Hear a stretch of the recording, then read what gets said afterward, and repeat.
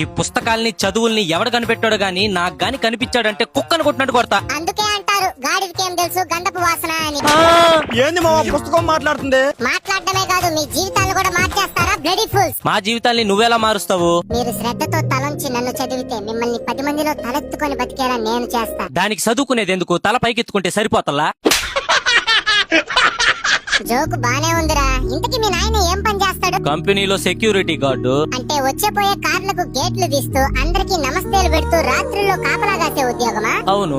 అదే జాబ్ నిన్ను చేయమంటే చేస్తావా? చచ్చినా చేయను. కానీ మీ నాయన ఎందుకు చేస్తున్నాడో తెలుసా? నా కొడుకు జీవితం అందరికి నమస్తేలు పెడుతూ వచ్చే పోయే కార్లకు గేట్లు తీసే విధంగా ఉండకూడదు. ఆ కారులో వచ్చే ఆఫీసర్ లాగా నా కొడుకు జీవితం ఉండాలని కోరుకున్నాడు కాబట్టే ఆయనకు వచ్చేది 10,000 అయినా వాళ్ళ సరదాలు మానుకొని మీ చదువుల కోసం పెడుతున్నారు.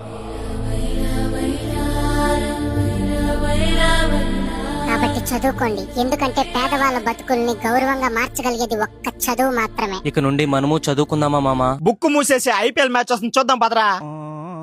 వీళ్ళు మారు